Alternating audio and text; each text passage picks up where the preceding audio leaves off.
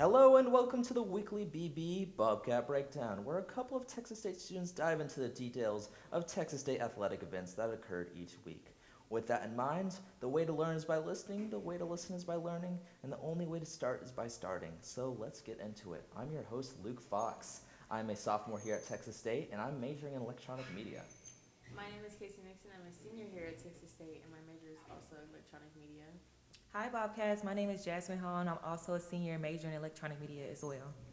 All right, with this episode, we're going to be starting off with the Texas State football win against Southern Miss. After that, we'll go into the Texas State tennis fall invite that was here at Texas State. This was a big tournament, 2-day tournament that happened last week. And then after that, we're going to go into the women's soccer against Georgia State and Coastal Carolina. So they played 2 games this last week. And then finally, we're going to end off with the volleyball loss against James Madison. So let's get into this first game.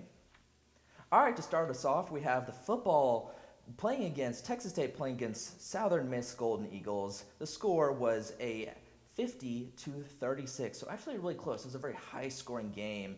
But let's look into the details of this game. Starting off the halftime, it was 42-10 with Texas State with the lead, which is very interesting. How we came from 42-10 to 50-36. And the reason for this is that Southern Miss actually scored 26 unanswered points in the second half, which is actually really crazy. Going into our first game this last week, Texas State really struggled in the first half against Nevada and then really came back in that second half. But looking at this game, we're seeing that Texas State dominated this first half and then really struggled and stumbled the second half. So why do you guys think that is?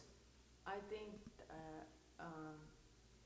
it might be one of those things where you kind of just get complacent, and it's like, oh, like we're super up by halftime, so you think you can kind of like chill, But they definitely started to come back, and they're like, oh snap, like we need to we need to get it together.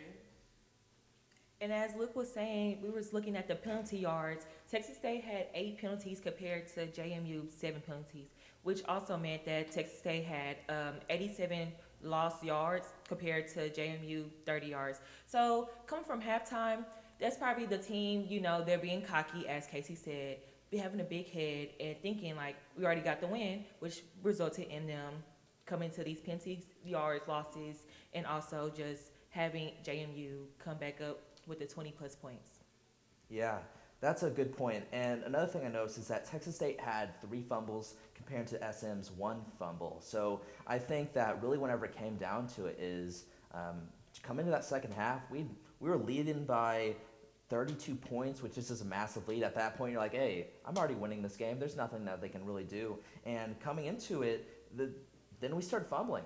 Texas State started fumbling, and then it was mistake after mistake, and from that it just spiraled downhill and really resulted in a almost comeback for Southern Miss Golden Eagles over Texas State, and that would have been a massive comeback. That would have been the biggest comeback in a very long time. I don't know the exact year for that, but that's kind of crazy. Texas State leading now with 4 wins to 1 loss against Southern Miss's 1 win to 4 losses. There's kind of a big difference there, but that would have been a crazy good win for Southern Miss. They would have really been able to step up their morale because they've been kind of losing a lot recently. And so let's go into the player stats.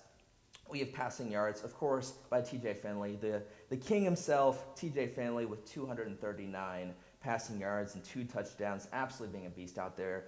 As he's shown with every game, he's just absolutely been able to dominate and show that he is really great at getting those passing yards and scoring those touchdowns. Absolutely amazing job on his part. And then also for Southern Miss, we have Billy Wiles with 275 passing yards, actually beating TJ Finley's 239. And he also had 2 touchdowns, both of those scored in the second half of the game. So that was a very intense game.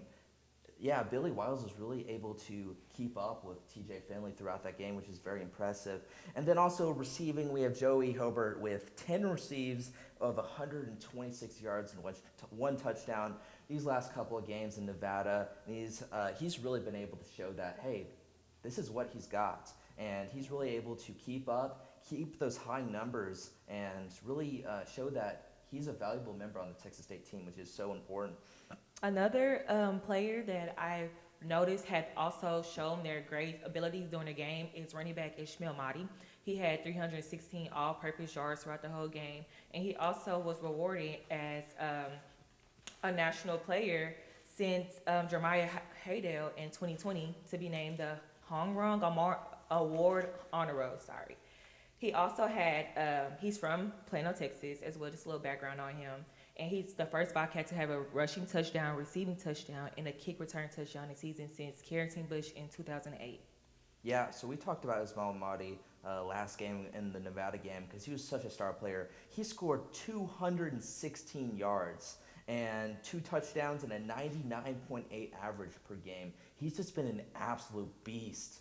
And I haven't, at the beginning of this football season, I haven't really seen a whole lot of him, but within these last couple of games, he's really been able to shine, and he's just making every single receive.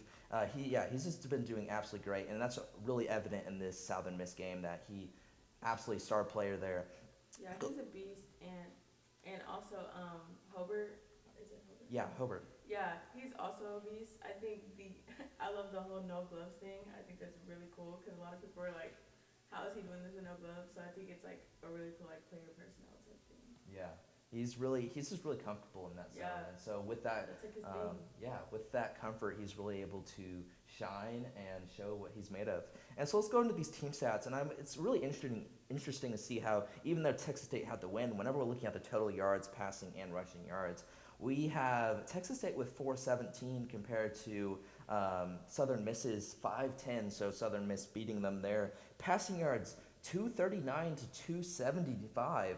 Beating them there, and then rushing yards 178 to 235. So all around, Southern Miss actually beat Texas State all around. So it's kind of interesting to see how even though they were able to get all these yards on Texas State, they weren't able to come home with the win, and largely that's just because Texas State just absolutely dominated that first half with the score of 42 to 10. So even though Southern Miss was able to really step up their game, it just wasn't quite enough to come back from that 32-point lead that Texas State had in the first half.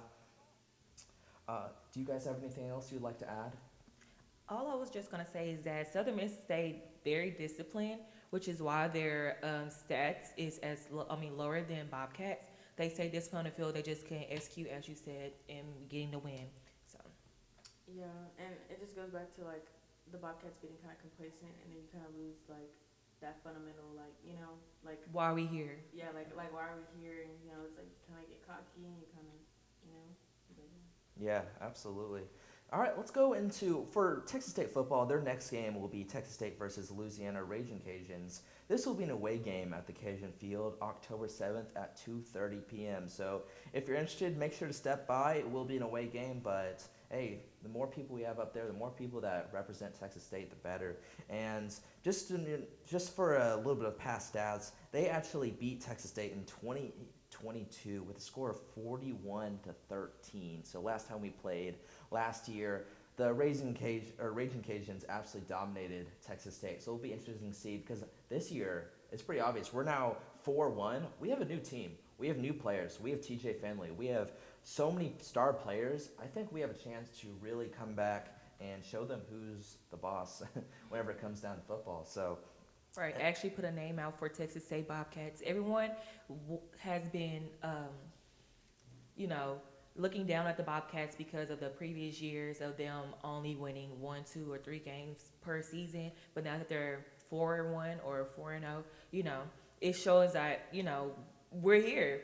Bobcats is here. They're ready to play. They're ready to win, and maybe in the future go to a bowl game. Yeah. All right. Remember, next game is Texas State versus the Louisiana Raging Cajuns. That'll be October 7th at 2:30 p.m. All right. Let's get down to our next sport. Our next sport is Texas State women's tennis. Now, they played September 30th through October 1st. This was at the Texas State Fall Invite at the Texas State Tennis Complex. This was a 2-day tournament. So let's dive down to some stats during this tournament. During this tournament, every Bobcat scored a win. Texas State played in 35 of the 58 matches and won 12 singles and 5 double matches. Mae McCutcheon, with a 5-1 record, only lost 1 doubles. Very impressive.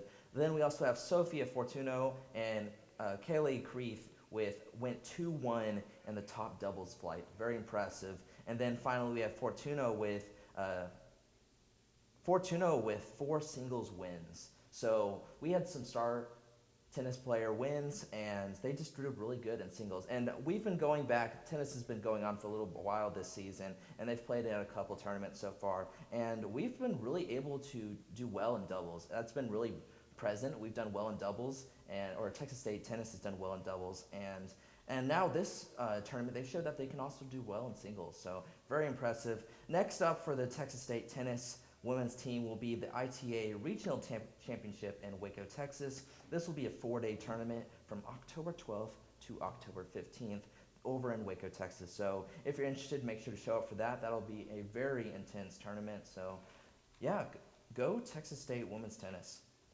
Next up, we're going to be going to Texas State soccer. Now, Texas State, we have a lot to talk about with Texas State soccer. They previously had a 5 undefeated streak. Largely, I would say that's to be contributed to Caitlin Draper just absolutely dominating in the goalie position. But with this last week on September 29th, they played against GSU, the Georgia State, at the GSU soccer complex, and they actually lost 0-1. So this broke their 5 undefeated streak, unfortunately. And Texas State with a 6-win, 4-loss, 2 tie against Georgia State, 7 wins, 1 loss, 3 tie. Georgia State absolutely doing well so far in this, so far in the Sun Belt Conference, with them having a 3-win to 0 loss and tie ratio. So absolutely, Georgia State's killing it out there.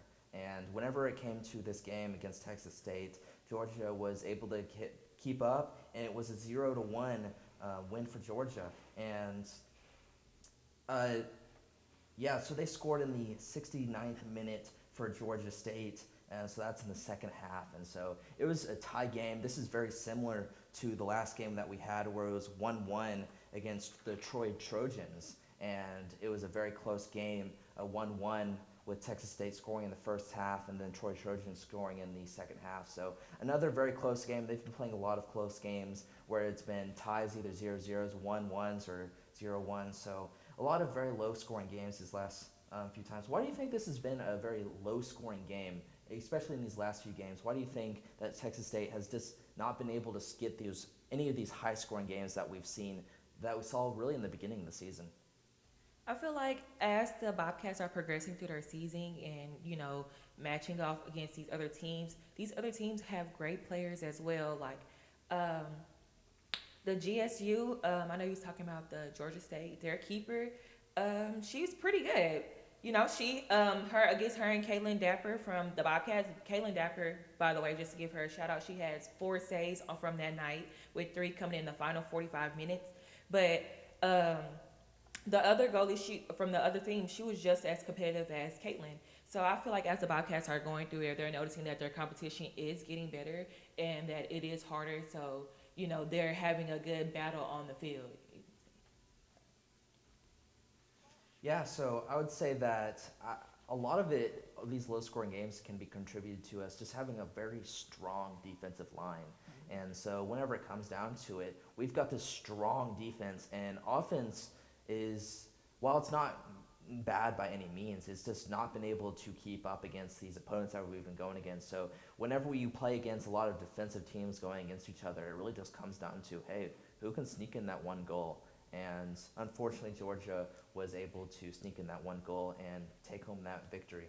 So yeah, a few player stats. We have Victoria Meza, who led with 3 shots with 1 shot in goal, leading Texas State in shots. And then we also had Texas State had 13 shots total. Unfortunately, none of those being able to make it into the goal. And then, like you had said, Caitlin Draper with 4 saves. Let's go into this next soccer game that played on October 5th. This was yesterday, Thursday. Texas State versus Coastal Carolina. This was a home game at the Texas State Bobcat Soccer Complex. And like we were just talking, very low-scoring games. But this game, we kind of changed that. Texas State women's soccer changed that with a score of 4-0 Texas State win. So very high-scoring game, very different than what we've seen with these last 3 to 4 games. And what do you guys think about that?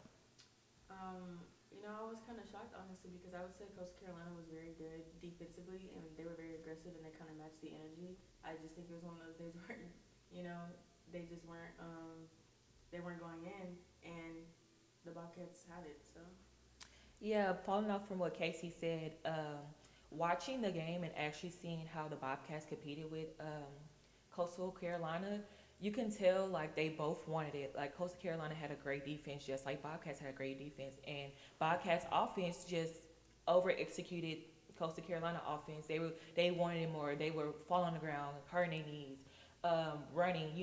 Trying to make it into the goal. They were just doing everything their ones and twos to make sure they were able to execute and get that point. But on the other hand, Coastal Carolina, they were executing and doing, everything that they need to do defensively, which, returning and them going back and forth midfield, trying to, get the ball and, take it to your other end or to your goalie. But yeah, I just feel like Bobcats did what they had to do to make sure they kept the points going.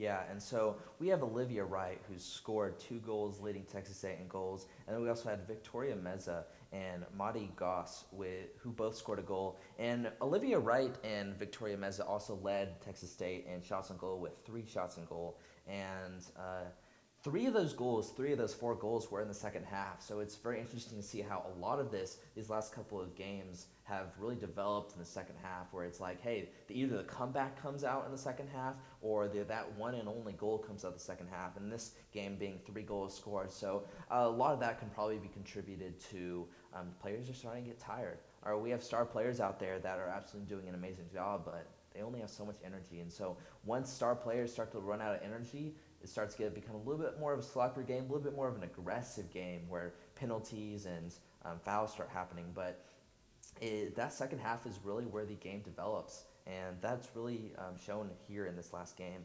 And yeah, we had Texas State with 19 shots on goal versus CCU's 4 shots on goal. So our offense really, compared to this last game, just absolutely shown up, and they were able to score 19, or not score 19, but get 19 shots on. So we kept that ball, or Texas State women's soccer kept that ball on the opponent's side, on CCU's side, and they kept it there. They didn't let that ball get back on their defense, and they kept it up there. And because of that, CCU was just not able to get those shots in, and which ended up resulting in the Texas State win.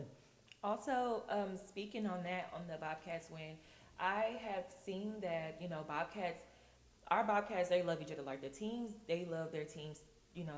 Our Bobcat fans love the teams, and our athletes love the fans. And you can tell, like, um, as our Bobcats were competing and how they were talking to each other and how they were showing love to each other and just, the team chemistry. I feel like that's what built them up in the second half as everyone was competing, going so hard the first half. When that second half came back, you could just tell like they just wanted more. The love, the grind, the fans, them cheering them on, the people on the side with the drums and the trumpets and stuff. You could just tell all that played a factor into our Bobcats coming out with a win last night. yeah, and like for example, the girls, they communicate very well with each other. I think they're a very good team overall. And I think, like Jasmine said, like the energy, the chemistry, and the fans, that really kept them going, and it really kept like the stamina for them. Because you Yeah. can obviously tell they were tired and exhausted. Like anybody would be tired playing a collegiate sport, especially running on a soccer field consistently for 45 minutes. So you could just tell that they just wanted, they had that dirt and that grind, and they wanted to get it, and it showed out. Yeah, not to mention the temperature that we've been having this last couple of weeks has been absolutely brutal. Right. Like 90s, hundreds temperature, and I'm really excited for this weekend being very cold. This cold front coming in, and coming outside right now, it's actually feeling a little brisk. So it's nice to be able to have that colder temperature, that October temperature that we would really like coming in. And so it's interesting to see how these sports will be affected, especially with all these outdoor sports. All right, so next up, Texas State women's soccer will be playing against the ULM Warhawks. This will be October 8th, and this will be an away game at the Brown Stadium. All right, let's go into our last game of the episode. We're going to be going to volleyball, and this is Texas State versus James Madison. Now, Texas State had played James Madison previously. We talked about this game last week on the previous episode whenever they played James Madison September 29th. And that first game, they actually ended up losing 3-0 with James Madison having that win. And so they played James Madison again, and this is in the Sun Belt Conference. And this second time, it was unfortunately, they improved a little bit, but they were not able to get that win, with the final score being 1-3, James Madison win. And James Madison absolutely doing great in the Sun Belt Conference. leading with a 4-win, 0 loss compared to Texas State's 2-win, 2 loss. Unfortunately, losing both games down to James Madison. And uh, Tech, yeah, Texas State now with a 9-6 for the season, 9 wins, 6 losses. So still very impressive, positive score right there. And Samantha Wunsch, and we've seen a lot of KJ Johnson and other players, but Samantha Wunsch has really been able to show what she's made of this last game, and she's been able to do that these last couple of games where their KJ Johnson just hasn't been present. We've really seen Samantha Wunsch really be highlighted, and she did so in this game with 22 kills, 4 blocks, and a career high 22 digs. And then we also had KJ Johnson falling right behind with 9 kills, 1 block. A bit of a difference there, 22 kills to 9 kills. And Samantha Wunsch really being able to do amazing in that game. So even though it was a loss for Texas State, she was able to keep that highest scoring kills to James Madison. What do you guys think? How do you guys think that game really developed? I think the game, how it developed, I just feel like volleyball is a sport of communications. So if you're not having good communications, if you're not reading the ball well, if you're not reading the court well, that will result in you losing points. And James Madison, what really got the Bobcats is when James Madison went on a run. They just kept going on runs, and then the Bobcats would have to try to play catch up. And once they play catch up, it'll be too late, which resulted into the first set coming out with 25-21 with the Bobcats losing. And then, the next set, 25-13. And then the third set with Texas State winning that actual set, noticing, the differences in what the Dukes were doing rather than what, they were doing, and compensating on that, which coming out with them having, winning that set, which was 27-17, and then, James Madison came back and dominated again, which got them 25-17, which, winning overall. But all players really did play a good side, as you were saying about Samantha, I'm sorry. She did really good. She had 22 kills overall. Like, that was amazing. She did great.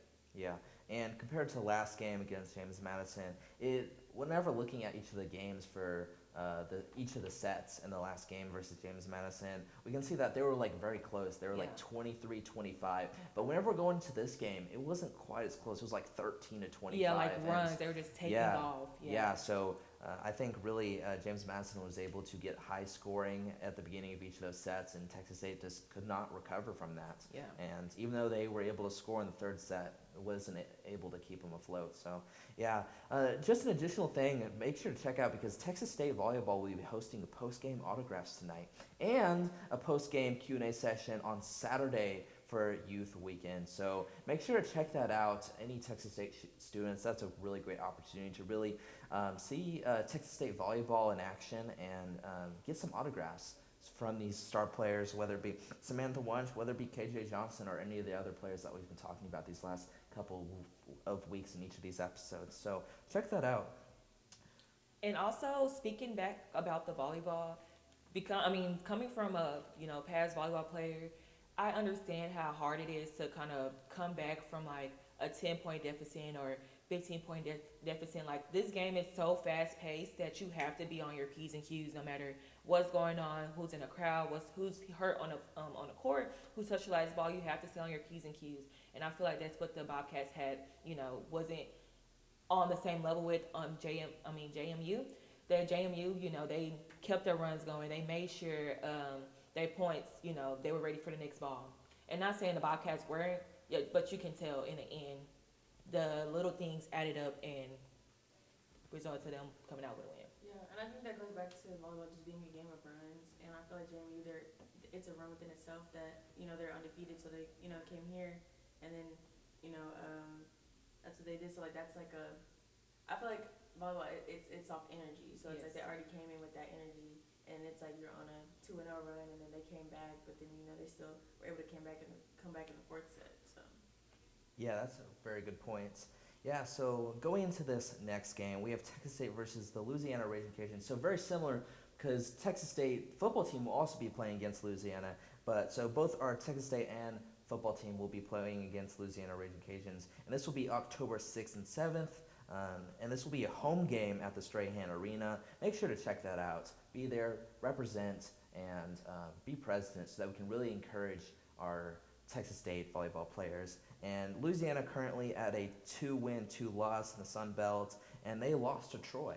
And so that'll be interesting to see how this game, these next two games really develop. Do you have anything else to mention about that game? No, I feel like overall that each year our Bobcats just have a great volleyball team. So I honestly don't have any worries that they will progress and get way better and build more chemistry as the season goes on. Yeah, absolutely. All right, let's do a quick recap of what games that we have coming up from the week that we had just talked about. So first up, we have Texas State Volleyball versus Louisiana Raging Cajuns, October 6th and 7th. Make sure to show up to that home game at the Strahan Arena. After that, we have the Texas State Football versus Louisiana Raging Cajuns. That'll be October 7th at 2:30 p.m. I believe that is an away game at the Cajun Field, but yeah, so that is a little bit of a distance away from Texas State, but if you're interested, make sure to show up that and represent Texas State. After that, we have Texas State versus the ULM Warhawks. This will be October 8th. And then finally, we have women's tennis at the ITA Regional Championship. This is October 12th through the 15th. Now, I wanted to mention a couple of smaller sports that have been going on, club teams that have been going on. Intramurals have really been developing. I know soccer just had their first week of intramurals. Volleyball's been going on for a little while, flag football, indoor basketball, all that. So if you're on those teams, I wish you the best of luck and how these next few weeks really play out. Also, we have rugby, which unfortunately our rugby team, the Texas State rugby team, has been kind of having some difficulties, and they had to cancel their game that was going to happen this Saturday, and that's due to I believe it was 8 injuries and 12 COVID cases on the team. So with that, that's really unfortunate. I know, it really is unfortunate, and because of that, rugby is kind of out of the loop. So I know this first game, the Saturday game has been canceled, so it'll be interesting to see how these next couple of weeks, if future games will be canceled or if they'll be able to get back on track. And so they just had their alumni game, I believe this was last week, and interesting to see how these next couple of games really go on. And then we also have lacrosse. Lacrosse is starting to get up. I don't know the exact dates for whenever their first match is, but that will be starting up not too long from now. So practices are going strong, so it'll be interesting how lacrosse does. And then we also have cross country. Make sure to stay updated with cross country that's going on. So yeah. Also, speaking about the intramural sports, I just want to say that I'm amazed about how good the players actually are. Not saying that, they're not good, but, they're actually on, they could be competing on a D1 level if they actually wanted to. Watching the basketball girls, intramural sport, or last year I used to watch the volleyball girls, they were just, you could tell, they had the skill, and maybe something has stopped them from being able to, going over, or going to being D1 or D2 or playing on a collegiate level, let me just say that. They're great players, and they have great attitudes, and I think everyone should come out and support our Bobcats. Yeah, that's great points. Yeah, I know soccer intramurals going up. I was actually a part of that. I played the first game, and it was ended up being a 9-1 game. So very high scoring game. Once you're in 9-1 is crazy. Yeah, once you're indoor soccer, it's very fast paced. It's only a 5v5, including goalkeepers. So very fast paced. Being able to really have no outs. It's just kind of a crazy game to witness. So make sure to check out any of these games. Very entertaining. And if you really like any of these sports, make sure to check out, because next semester they'll be opening it back up, and then we're going to be doing a lot more outdoor sports, because this fall is more of indoor. Yeah. So yeah, make sure to check in for those outdoor sports. Find a club that you really like and join them, and just see where it takes you. Very good opportunity to really get to know people. All right, that will conclude us with this episode. Thanks for joining us on today's episode of the weekly Bobcat Breakdown. As I wrap up, remember to subscribe to the Bobcat Bulletin YouTube channel so that you can stay updated on all things Texas State athletics. Thanks for tuning in, and see you next week. Bye, Bobcats. Bye, Bobcat.